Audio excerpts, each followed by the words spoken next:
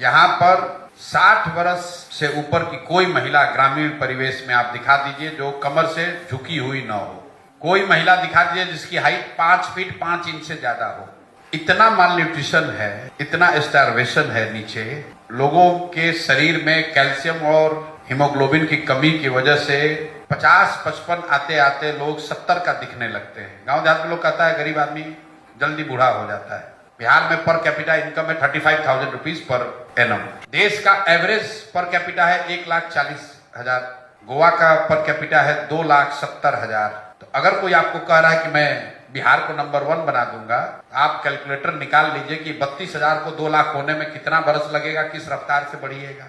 और जब आप बढ़िएगा तो गोवा के लोग कपड़ा ओढ़ के सोएंगे थोड़े, वो भी तो बढ़ रहे होंगे। तो अगर आप बिहार के ग्रोथ की मॉडलिंग करेंगे अगले 20 साल, if we grow at the rate which has never ever been seen by any state in India, to come to the national average it will take us 10 years. इतना पीछे हम लोग छूट गए हैं।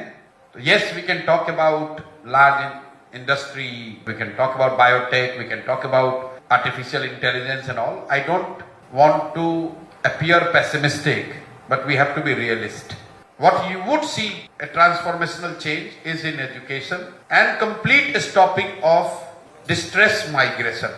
ये 10-12 हजार रुपया के लिए लोगों का बाहर जाना, ये रुकना चाहिए। मेरे साथ जितने लोग हैं, जितने दुनिया भर में मैं लोगों को जानता हूं, वो सिर्फ इस चीज को सॉल्व करने में हम लोग की ताकत है कि डिस्ट्रेस माइग्रेशन को रोका जाए।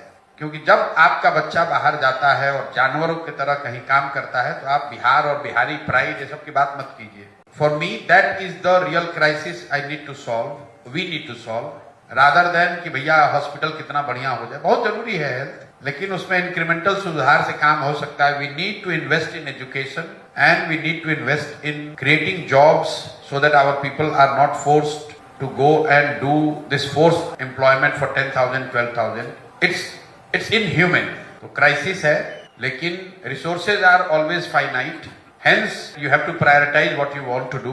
मुझे ऐसा लगता है बच्चों की यहाँ पढ़ाई और रोजगार, अगर ये 2 चीज हो जाए अगले 10 साल में, तो हेल्थ में आपको बाय डिफॉल्ट कुछ सुधार दिखेगा।